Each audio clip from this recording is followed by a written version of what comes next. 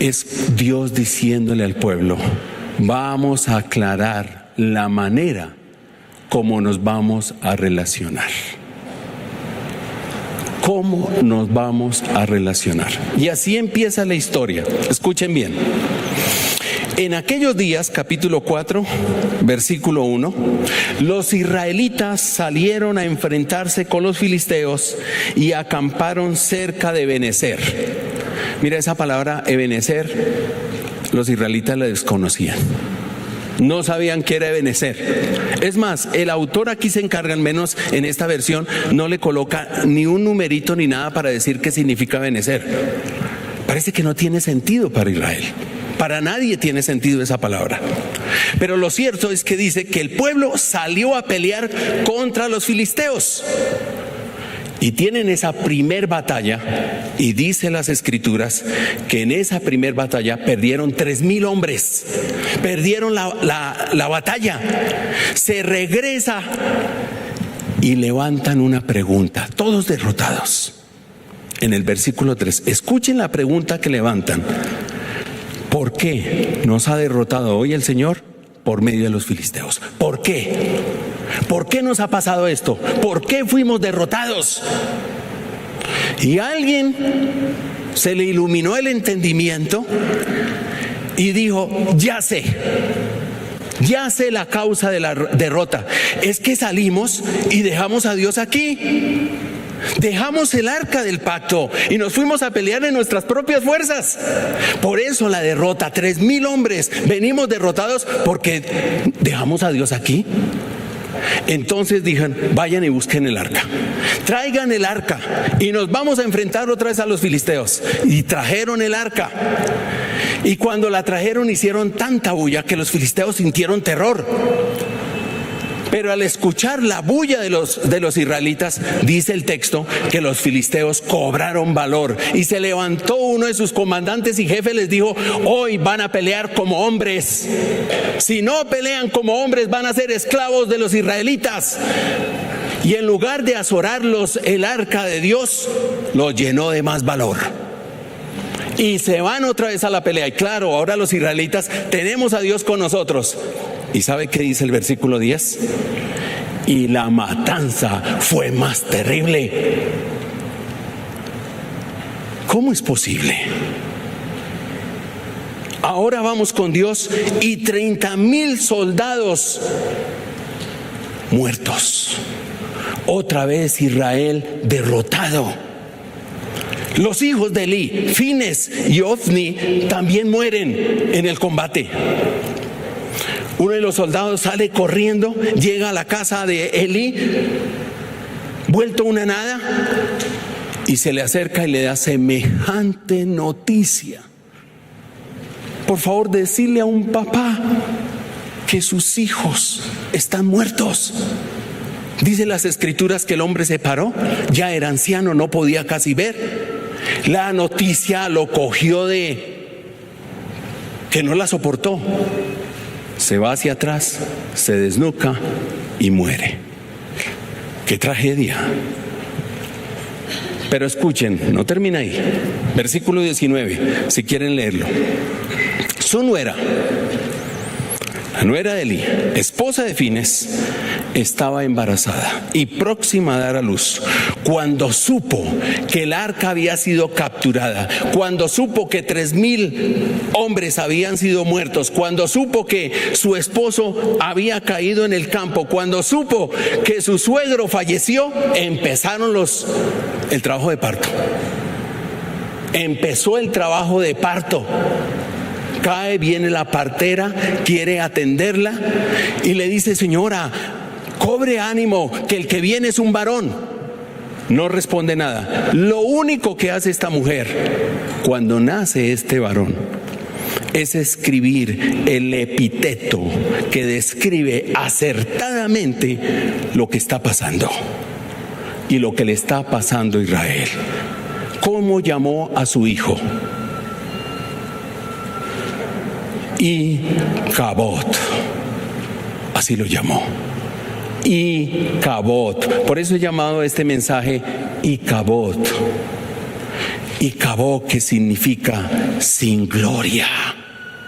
Significa con ello que la presencia de Dios se ha alejado de Israel. Nos hemos quedado sin Dios. Cuando el arca cayó en manos de los filisteos, y Cabot expresa el divorcio, la ruptura del compromiso de Israel con Dios y la decisión de vivir como a ellos se les daba la gana. Y Cabot, Dios se ha alejado, su gloria se ha ido, no está más con nosotros.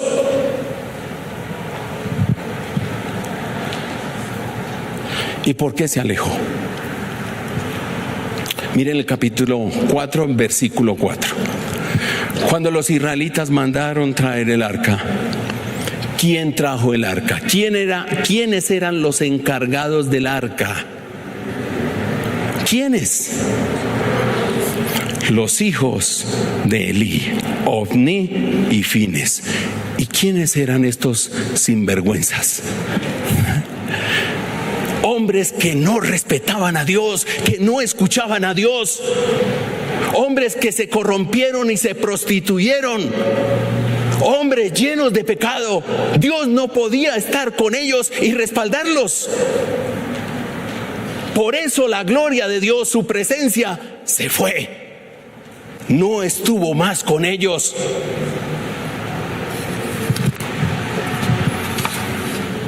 Este relato está aquí para ilustrarle al pueblo de Israel y ilustrarnos a nosotros una sentencia que en el Nuevo Testamento aparece en las palabras del apóstol Pablo: la paga por el pecado es la muerte.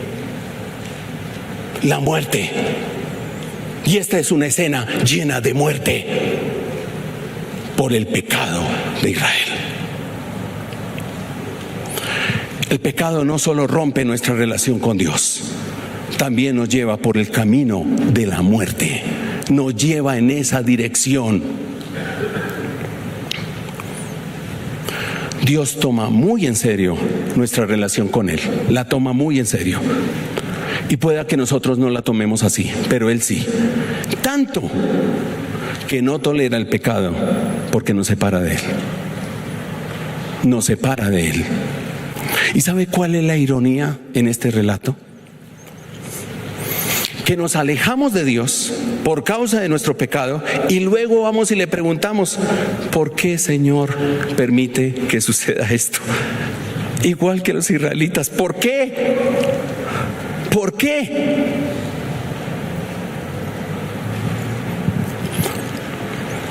Iglesia o querido amigo que está empezando en los caminos del Señor, nunca olvidemos lo tenaz que es el pecado.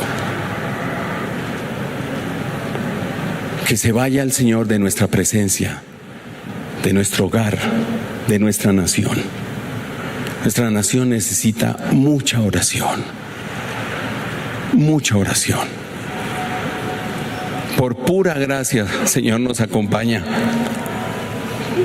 Pero lo que vemos a diario, tanta maldad, tanta corrupción, tanto daño, tanta injusticia, pero tanta.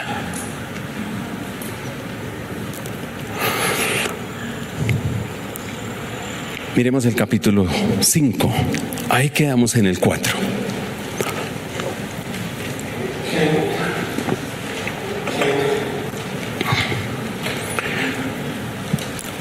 El relato comienza diciéndonos que los filisteos se apropian de el arca del Señor, la meten en el templo de Dagón y la colocaron junto a Dagón. Dagón es el dios de los cereales. Me parecía algo chistoso ver a Dios al lado de las cajas de cereal, más o menos. ¿Sí? El dios de los cereales. Y ahí está.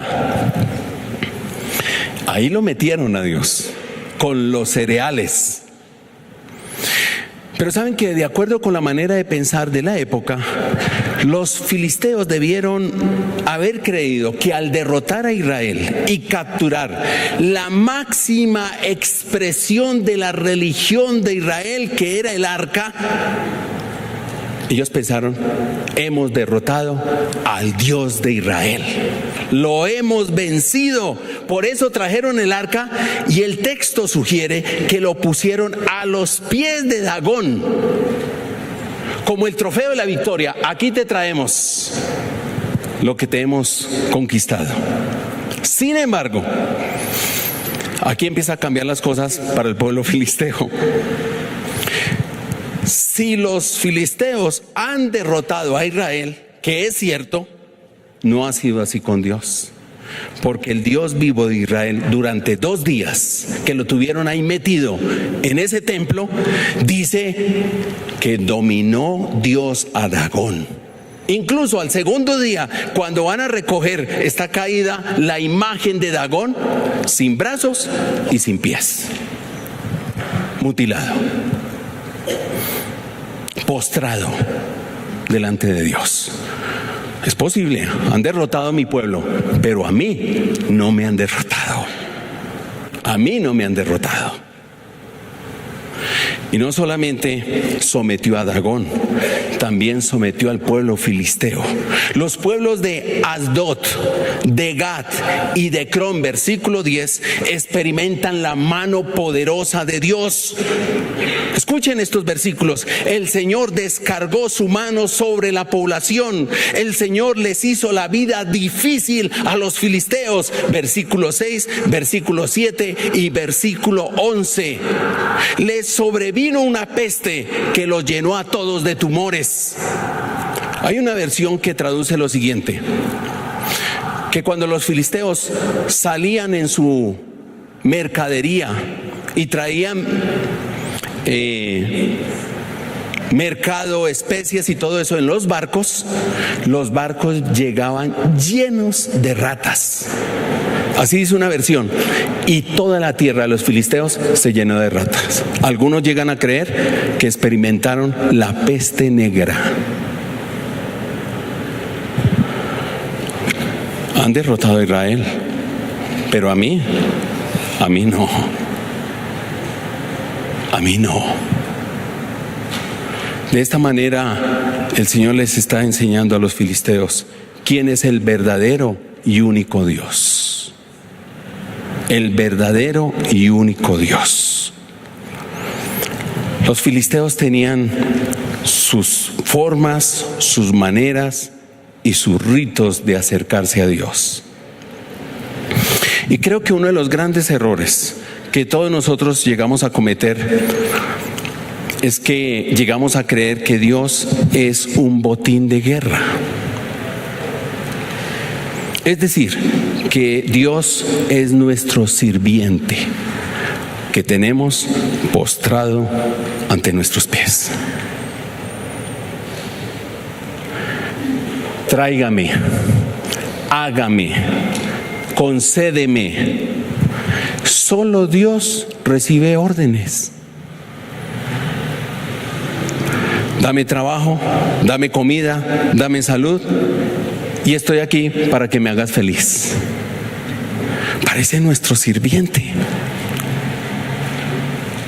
Parece nuestro parcero. Ni eso, porque el parcero es amigo y nunca uno lo ve echándole betún a los zapatos de uno. Pero tratamos a Dios así, como si Dios fuera un botín de guerra que lo hemos conquistado para nuestro propio servicio y bienestar. Y eso es lo que quiere dejarle bien claro a los filisteos. Ese trato será ya con sus dioses, pero conmigo no. Conmigo no. Dios quiere una relación distinta. Él se relaciona con nosotros. A propósito, los israelitas nunca lo supieron hasta que llega el Nuevo Testamento. Y los discípulos se le acercan y le dicen a Jesús: enséñanos a orar. ¿Y cuál es la primera expresión de la oración? ¿Qué dice? Padre nuestro. Ese es el tipo de relación que quiere Dios. no de esclavos con un amo, de un padre y de un hijo. Una relación íntima, una relación personal, un día a día de diálogo, de compartir, padre e hijo. Yo creo que esta es la imagen que más me ha impactado a mí de Dios. Lo primero que recuerdo que Dios me enseñó, ¿cómo nos vamos a relacionar, Luis Miguel? Quiero que sepas, primer versículo, sino el segundo que Él me mostró en las Sagradas Escrituras: yo soy el padre de los huérfanos. Padre, padre. Pues para alguien que no ha tenido padre, que Dios se me revele como padre y que me diga: quiero que nos relacionemos así. Tú serás mi hijo y yo seré tu padre. No soy tu sirviente, soy tu padre. Aunque a veces hay hijos que tratan a sus padres como si fueran sirvientes.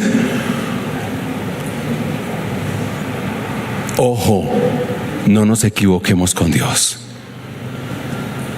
Esos son falsas errores de acercarnos a Dios. Muy bien. Están los filisteos con el arca. Y vamos al tercer momento tan especial en el capítulo 6. Es un momento extraordinario, el capítulo 6. Hasta aquí hemos dicho que los israelitas han visto Icabod. Yo así no me relaciono con ustedes. Si usted quiere vivir empacado, usted allá, yo no me relaciono así. Con los filisteos, si usted me quiere tomar como su sirviente, tampoco. Pero a partir del capítulo 6 les va a decir el Señor cómo nos vamos a relacionar, de qué manera nos vamos a hablar.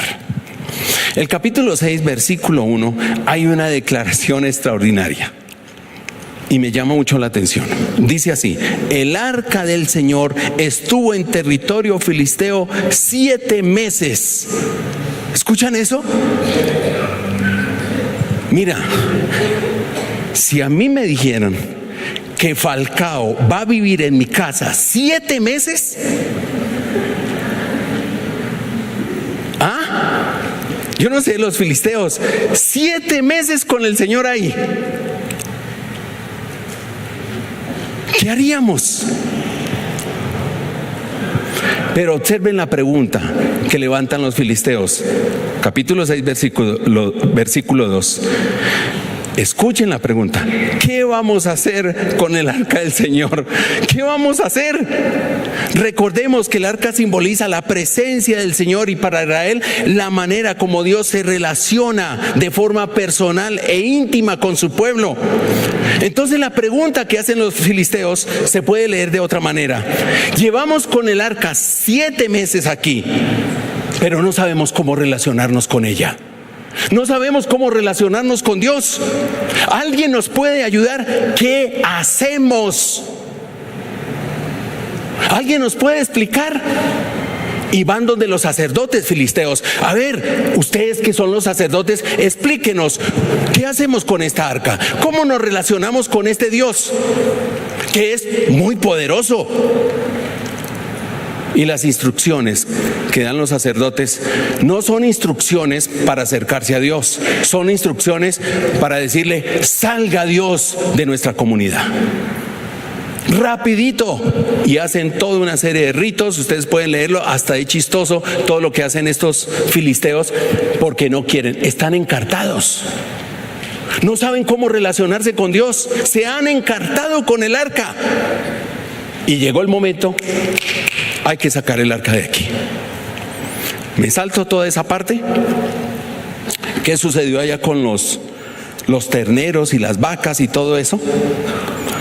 Pero quiero llamar su atención al versículo 19 del capítulo 6. ¿Qué sucede cuando el arca regresa al pueblo de Israel? ¿Qué sucede? ¿Qué pasa? Escuchen lo que pasa. 6, 19. Algunos hombres de ese lugar se atrevieron a mirar dentro del arca del Señor. ¿Y qué pasó? No escuché. Sigo sin escuchar. Dios los mató.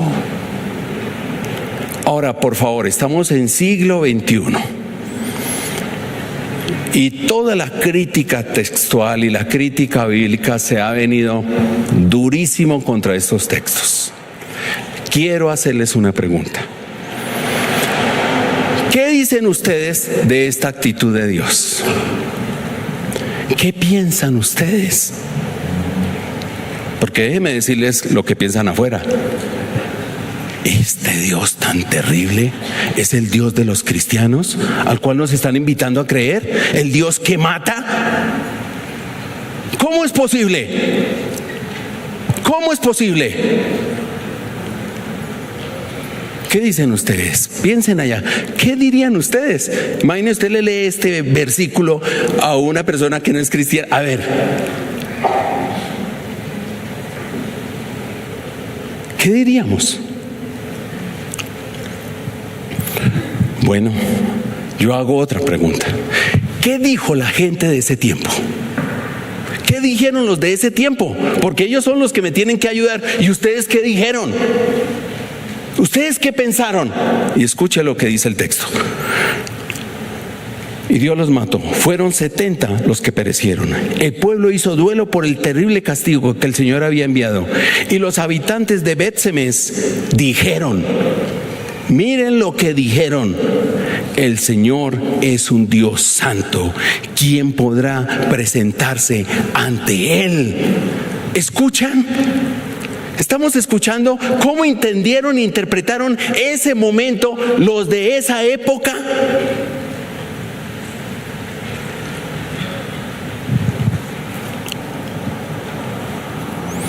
El Señor es un Dios santo. ¿Quién podrá presentarse ante Él? En otras palabras, ¿cómo nos podemos relacionar con Él? Porque ni acercarnos podemos. ¿Qué pasó? ¿Sabe cómo les ayudó ese evento? Solo un encuentro así tan personal con Dios, con el arca, porque Él está allí, su presencia es la única que puede describir quiénes somos nosotros y cómo somos nosotros. Ellos lograron ver la santidad de Dios. En otras palabras, se dieron cuenta por primera vez en tanto tiempo su condición de pecadores. Este es un Dios santo. ¿Cómo podemos acercarnos a Él?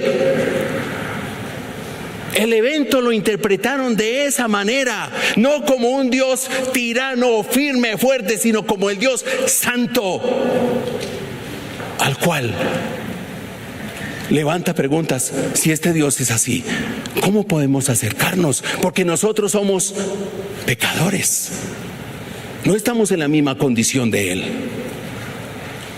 Y dice el texto que los israelitas tenían ahora el arca y se sintieron encartados, no supieron qué hacer con ella. La mandaron a la casa de Eleazar y allá la guardó. ¿Sabe por cuánto tiempo quedó guardada el arca? 20 años. Tremendo. 20 años. Y ahora vamos al capítulo 7, versículo 2. El arca permaneció en Yarín durante mucho tiempo. Pasaron 20 años. Y parece que en 20 años Dios en silencio.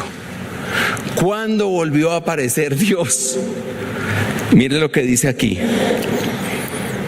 Y todo el pueblo de Israel buscaba con ansiedad al Señor. Cuando el pueblo empezó ahora sí a buscar a Dios, a buscar a Dios, a buscar a Dios con ansiedad,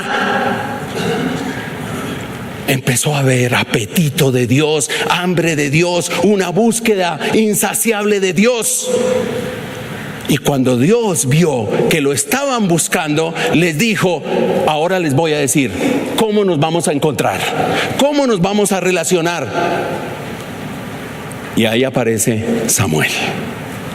Y Samuel es el sacerdote, el indicado para instruir al pueblo de cómo acercarnos a Dios. Y él les dice 3 cosas hay para tener una relación entre los dos. Versículo 3. Si en realidad quieren volverse al Señor de todo corazón, entonces... Si en realidad quieren volverse al Señor de todo corazón, entonces 3 cositas hay que hacer. La primera, deben tomar una decisión de lealtad.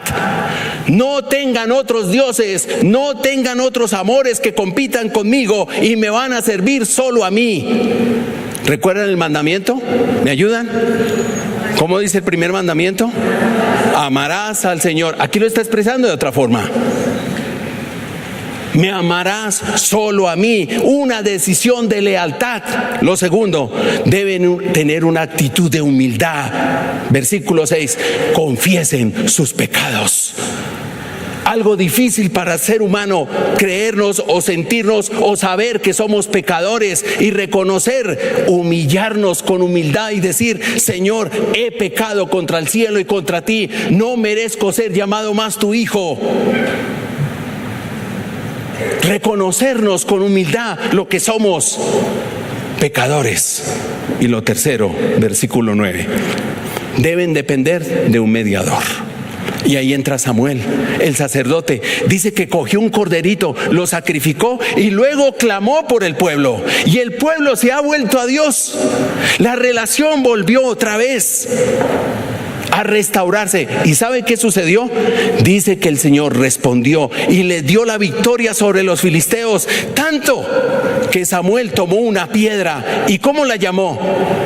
Ebenezer, que significa ¿qué? Dios es nuestro ayudador. Dios no nos ha dejado, Dios no nos ha abandonado, Dios sigue de nuestra parte. Empezó sin Ebenezer, no tenía sentido, ahora tiene sentido. El Señor nos ha ayudado a reencontrarnos con Él, porque nosotros no sabíamos. Y Cabot nos separa de Dios. El pecado nos separa de Dios. No podemos relacionarnos con Dios creyendo que Él es nuestro sirviente.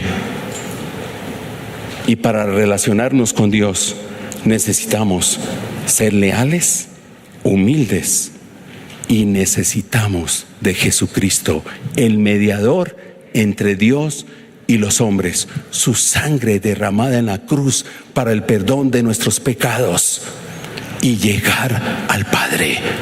Jesucristo, nuestro mediador. Cierren los ojos, por favor.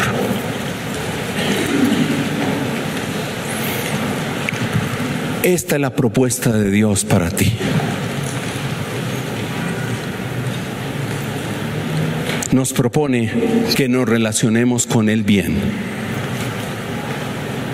¿Quieres hacerlo? Allá en tu corazón, ¿quieres hacerlo? ¿Quieres restaurar tu relación con Dios? Escucha, haga esta oración. Señor, hoy me comprometo a serte leal a ti. Hoy me comprometo a dejar tus competidores, el amor al dinero, el amor a la fama, el amor al poder. Esos son tus competidores, Señor. Y quiero ser leal a ti. Quiero que tú seas mi único amor. Hoy reconozco que sí soy pecador, que me he alejado de ti. Hoy reconozco que soy arrogante, soberbio. Te pido perdón por mis pecados. Y te pido que Jesucristo, su sangre, me limpie de mis pecados y de toda mi maldad. Acepto a Jesús como mi Señor y mi Salvador, como el mediador que restaura mi relación contigo.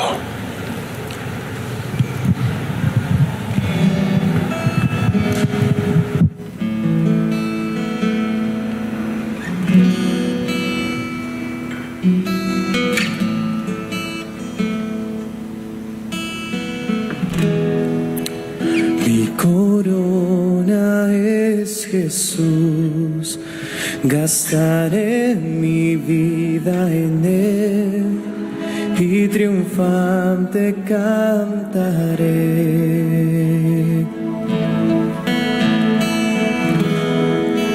Mi corona es Jesús, gastaré mi vida en Él y triunfante cantaré. Cantaré, cantaré un himno de gloria, cantaré al Dios de mi historia, mi máximo amor. Gritaré, gritaré, Él es mi victoria, gritaré mi máxima gloria, es Cristo mi Rey. Pongámonos en pie y cantemos todos, por favor.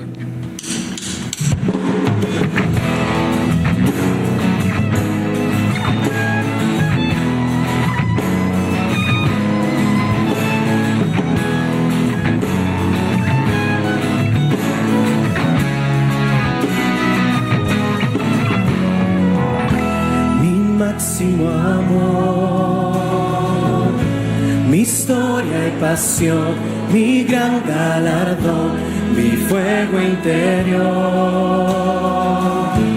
mi entrega total, mi agua y mi pan, mi corona es Jesús, gastaré mi vida en Él y triunfante cantaré, cantaré, cantaré, cantaré un himno de gloria, cantaré al Dios de mi historia,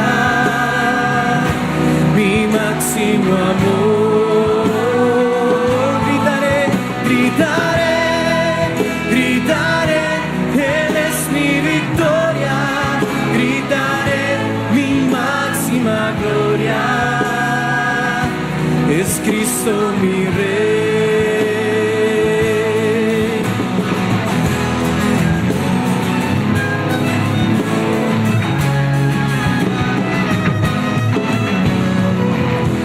Mi máximo amor, mi historia y pasión, mi gran galardón, mi fuego interior, mi entrega total, mi entrega total, mi agua y mi pan, mi corona es Jesús, gastaré mi vida en Él y triunfante cantaré. Cantaré, cantaré un himno de gloria, cantaré al Dios de mi historia, mi máximo amor. Gritaré, gritaré, Él es mi victoria, gritaré mi máxima gloria, es Cristo mi Rey.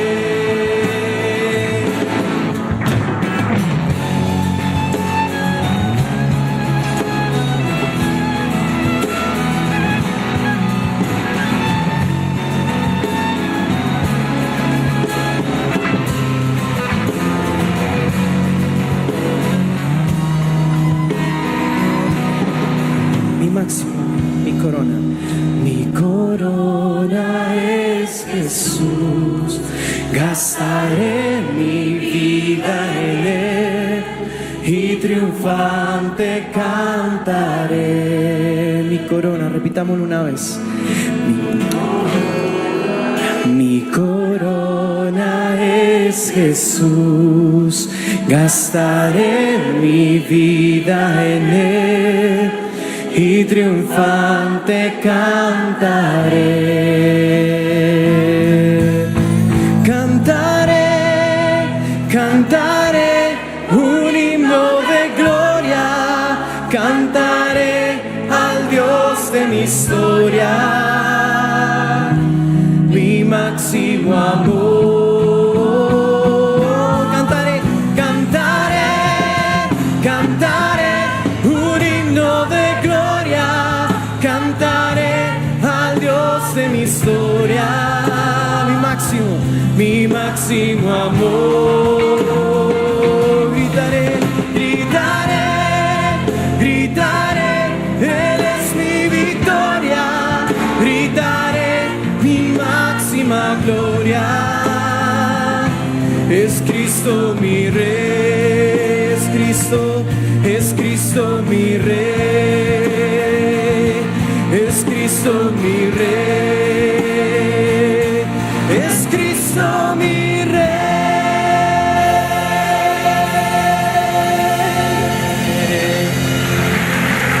Yes.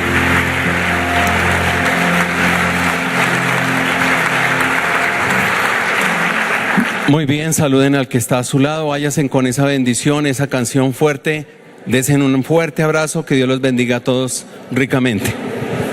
Mente.